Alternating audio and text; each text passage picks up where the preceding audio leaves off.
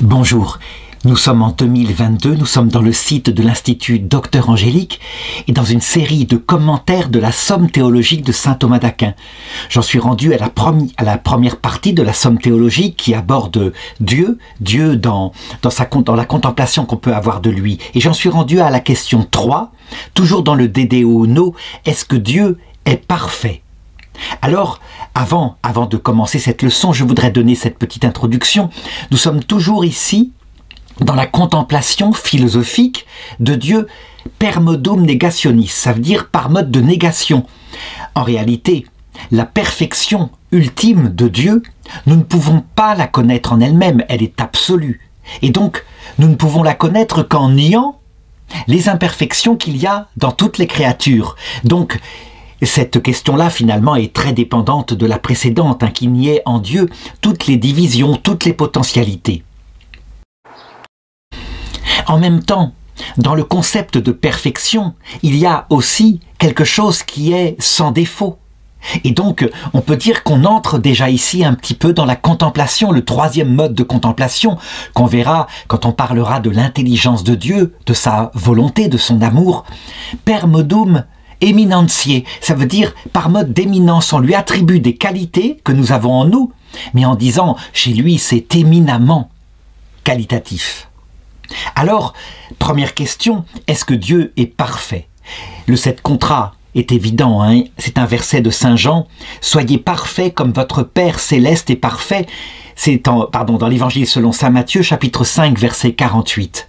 Donc, le Christ, Verbe qui s'est fait chair et qui parle du Père, manifeste qu'il est parfait, ce qui est bien évident. Maintenant, il reste à le démontrer, ou du moins à l'argumenter.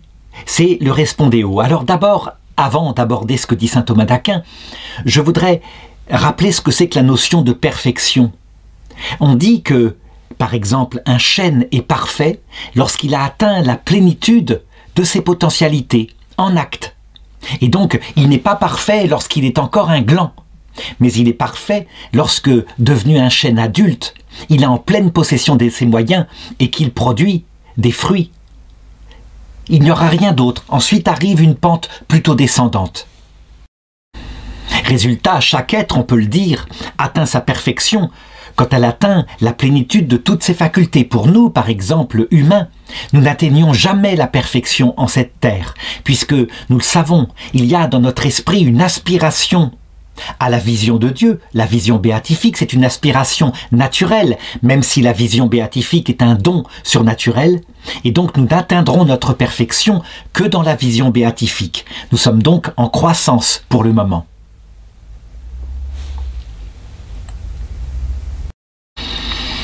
Par analogie, évidemment, la question qui se pose est donc celle-ci, est-ce que Dieu est en pleine possession de toutes ses perfections? Alors, la réponse est oui, forcément, mais voilà. Certains philosophes anciens ont pensé que ce n'était pas le cas pour Dieu, tout simplement parce qu'ils disaient, comme il est le principe de toute chose, et que le principe de toute chose, c'est la matière première, qu'elle se structure ensuite par évolution. C'est un peu d'ailleurs la même pensée qu'on a actuellement. On dit que le Big Bang est apparu par hasard avec cette matière qui était extrêmement concentrée et que ensuite, au cours des temps, peu à peu, sont apparus les êtres de plus en plus complexes que nous sommes. Et donc, la matière du Big Bang, certes, elle est extrêmement énergétique en physique, elle est au sommet, je dirais, de son ordre, mais en fait, dans sa dégradation, il arrive d'autres perfections, des perfections comme par exemple les êtres composés que sont les animaux, les hommes, mais avant il y a les galaxies, etc. Sous ce rapport-là, si évidemment, la matière première apparue au début du Big Bang était Dieu, on devrait dire, elle n'est pas parfaite telle que nous venons de l'évoquer. Mais c'est une confusion. En réalité, il y a eu confusion entre ceux qui donnent le point de départ de l'univers matériel et puis celui qui a créé, je dirais, en étant extérieur à cet univers, celui qui en est la cause efficiente. Donc, Dieu n'est pas la matière première, nous l'avons vu dans des précédents articles, il est la cause il est le créateur de la matière première, et donc il lui infuse dès le départ ses perfections, des perfections qui vont ensuite être améliorées avec le temps. Mais la matière première en elle-même n'apparaît pas sans forme, c'est bien évident, attention. Donc l'ancienne physique est dépassée, nous savons qu'il n'y a pas de matière sans forme, et c'est ce qu'on voit dès le point de départ avec cette concentration. Alors à partir de là, est-ce qu'on doit dire que Dieu est parfait? Eh bien, les voies d'accès que nous avons montrées par causalité permettent de le penser. Il est parfait parce que il est forcément éternel. Il est, et c'est tout. Il n'y a pas le néant avant lui qui l'aurait créé. Et donc, un être qui est comme ça est en acte pur, obligatoirement. Je dirais, il n'a peut avoir aucune potentialité, sinon il s'userait. Parce qu'on ne se représente pas ce que c'est que être, et c'est tout. Être depuis toujours. C'est une façon de se le représenter finalement. Donc, en deux mots, Dieu est parfait parce qu'il est acte pur. Et il est acte pur obligatoirement, sinon il serait déjà usé, depuis toujours. Alors ici interviennent des objections.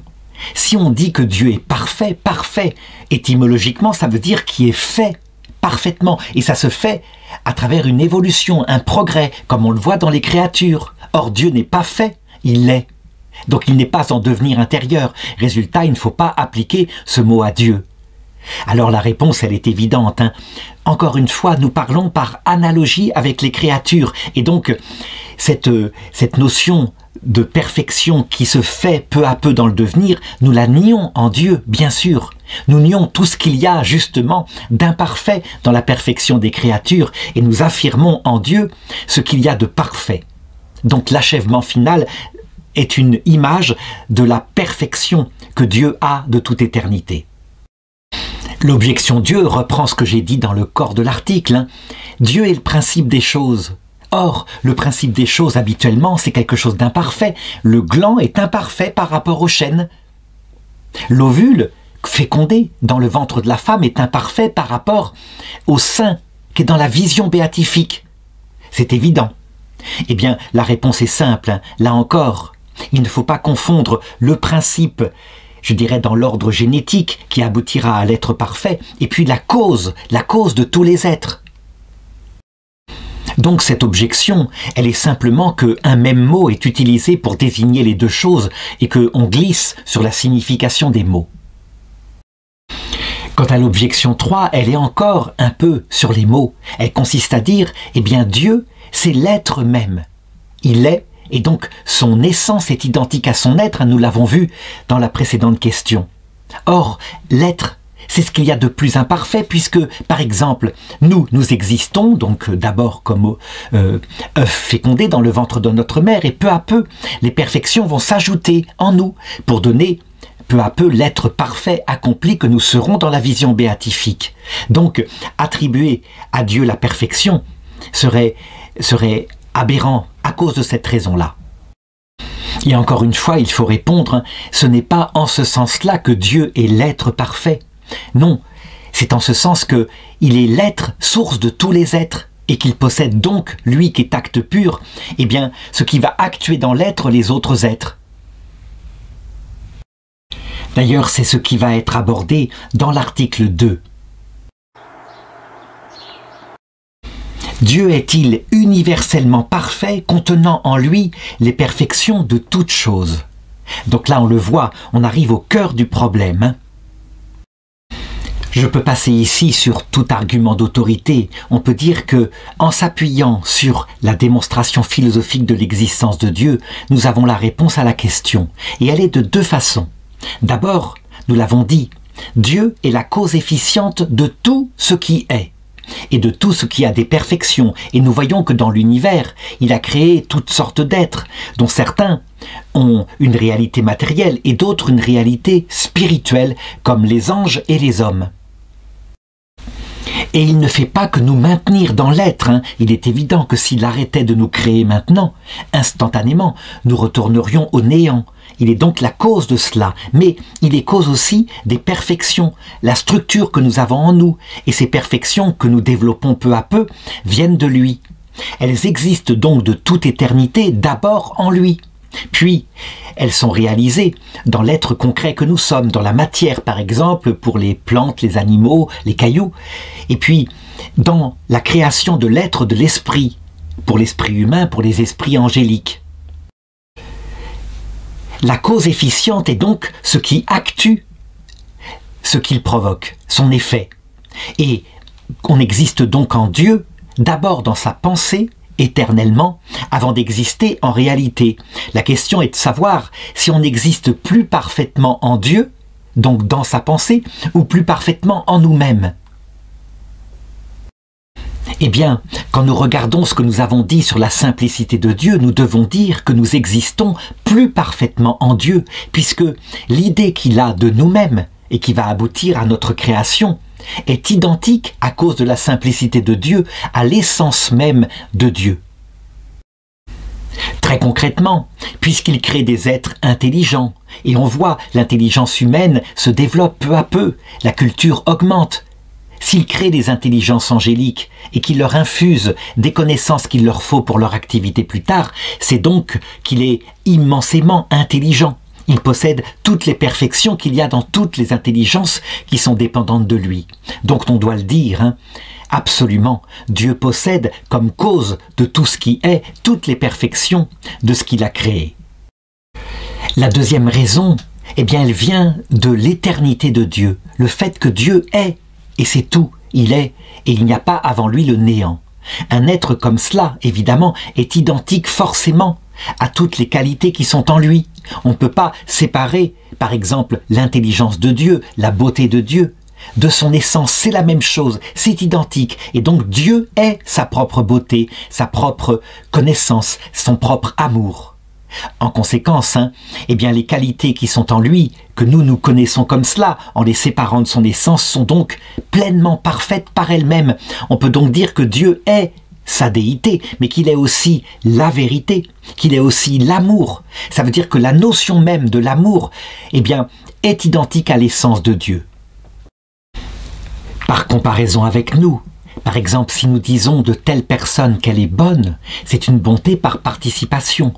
Dieu, on doit dire qu'il est la bonté. Le concept même de bonté s'identifie avec son être, c'est comme cela. Et évidemment, on le voit bien, ça dépasse totalement notre capacité de compréhension. Nous ne pouvons pas connaître ce qu'est le concept même de beauté. En lui-même, il implique l'infini. Eh bien, c'est Dieu. Alors évidemment, il se pose quelques objections, et la première est celle-ci, celle qui nous vient immédiatement à l'esprit. Si on doit pouvoir attribuer à Dieu diverses perfections que l'on voit dans les créatures, comme par exemple les transcendantaux, il est vrai, il est bon, il est un, etc. Eh bien, dans ce cas-là, qu'en est-il de sa simplicité ? On avait dit qu'il était simple et donc on ne peut pas lui attribuer comme cela diverses perfections. La réponse donnée par saint Thomas d'Aquin passe par une métaphore. Qu'on regarde le soleil, on voit bien qu'il est un. Et pourtant, c'est lui qui provoque, par son influence, la perfection de toutes les créatures vivantes qui sont sur la terre. Les plantes, dans leur multiplicité, sont par l'influence du soleil, et donc en conséquence les animaux qui se nourrissent des plantes, etc. Et pourtant, le soleil est simple. Eh bien, c'est la même chose. Quand on attribue à Dieu les diverses perfections, évidemment, en lui, elles se réalisent selon son mode d'être, et donc en toute simplicité. Et puis, éminemment, ça veut dire pas seulement de manière limitée comme on le voit dans les créatures. La deuxième objection, c'est que si on dit que Dieu est parfait de toutes les perfections, alors c'est qu'il y a en lui des perfections qui sont opposées, qui ne peuvent pas coexister dans le même sujet, sous le même rapport. Par exemple, être blanc, c'est une perfection pour le lys. Être noir, c'est une perfection pour telle autre plante comme la belladone. Mais on pourrait dire la même chose pour des qualités d'ordre spirituel. C'est une qualité pour un guerrier que d'être fier et courageux et d'être au-dessus de ceux qu'il va combattre.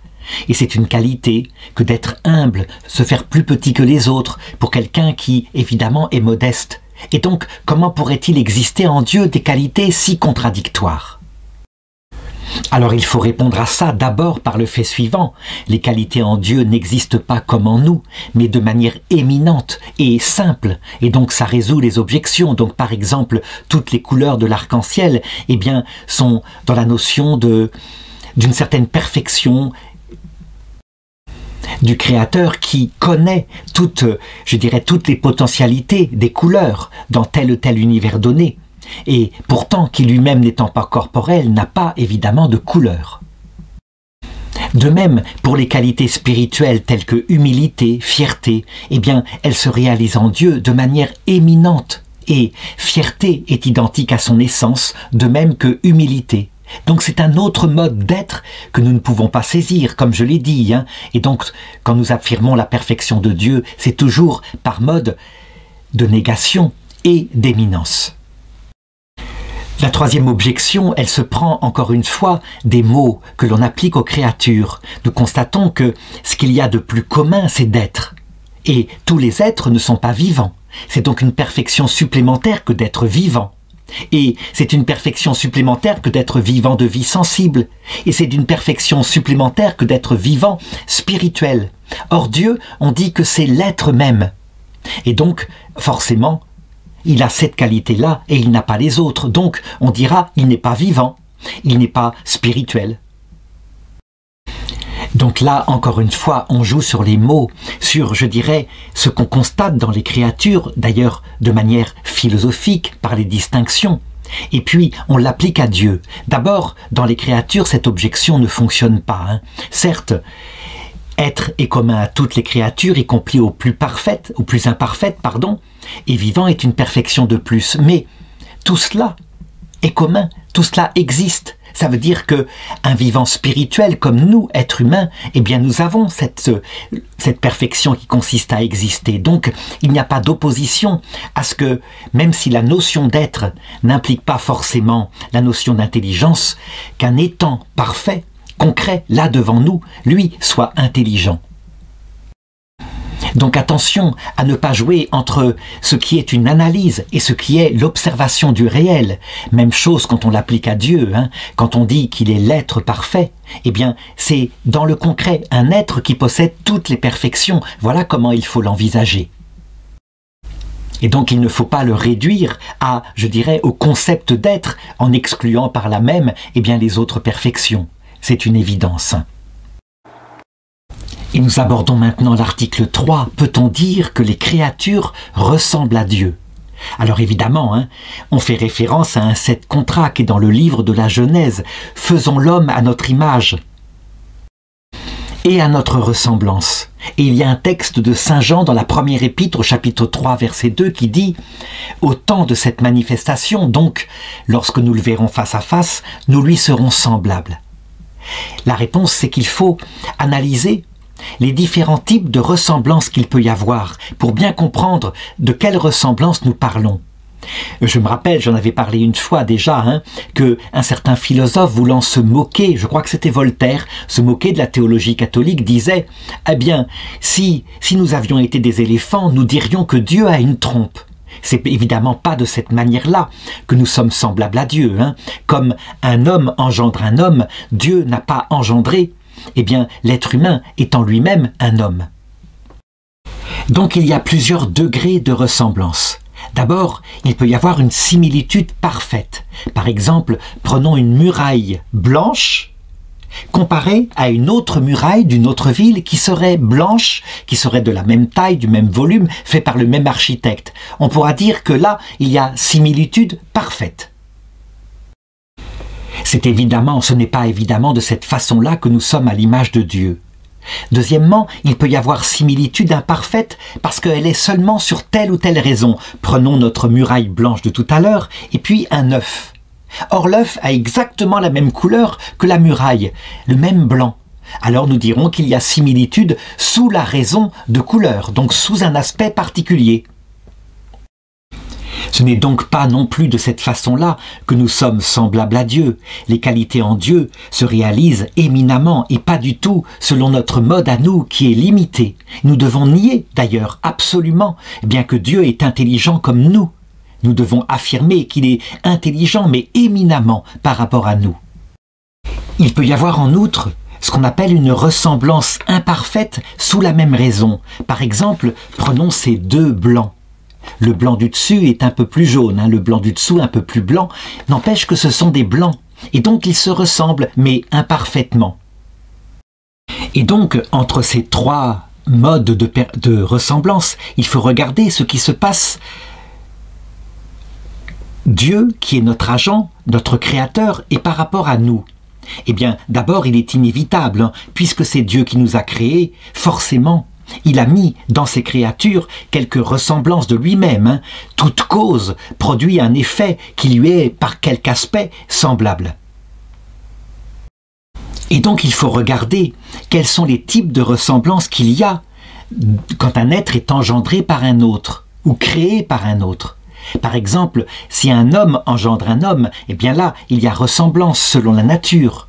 Je veux dire par là que c'est semblable un peu, ou ça ressemble aux deux murailles dont j'avais pris l'exemple tout à l'heure.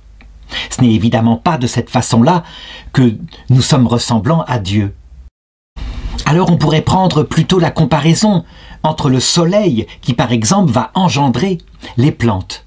Et donc il y a quelque chose qui est cause efficiente, le soleil, et un effet. Est-ce qu'il y a quelques ressemblances là-dedans? Certainement, ne serait-ce que parce que dans les feuilles des plantes, il y a une capacité à recevoir justement l'effet des rayons du soleil. Mais on voit bien, une plante n'est pas du tout de la même nature que le soleil, à la différence du Fils qui est de la même nature que le Père. Eh bien, par analogie, donc avec la souplesse de l'analogie, on pourrait dire que c'est peut-être cette dernière comparaison, le rapport du soleil avec la plante, qui s'approcherait le plus de ce qui se passe entre Dieu et nous qui sommes à la ressemblance de Dieu. Mais s'il faut bien insister sur l'éloignement, ceci n'est qu'une comparaison. En effet, Dieu, on l'a montré, il n'appartient à aucun genre. Et donc, il n'a rien en commun avec nous, ce qui fait que les qualités qui sont en lui sont éminemment transcendantes par rapport aux petites qualités que nous trouvons en nous, et donc bien plus éloignées que entre la chlorophylle dans la feuille de la plante et le soleil. Il y a bien plus d'éloignement entre notre pauvre intelligence et l'intelligence divine.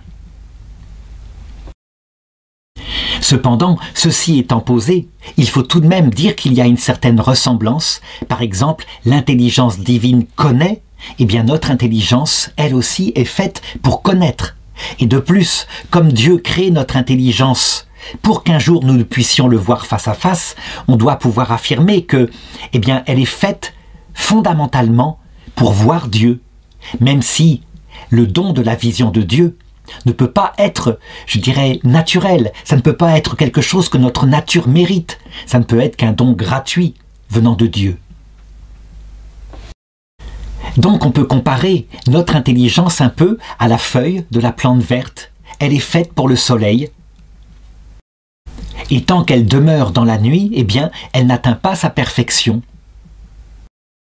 Elle ne peut pas non plus exercer son opération, eh bien, fruit de la photosynthèse. Et donc, il y a une objection. Nous voyons donc qu'il y a quelque part une ressemblance en nous à Dieu, mais qu'il a fallu affirmer d'abord la grande différence entre nous et Dieu. Et c'est ce que dit l'objection 1, à partir du psaume 86, 8. Parmi les dieux, donc les dieux au sens ceux qui se dirigent dans la vie, donc nous humains, pas un n'est semblable à toi, Seigneur.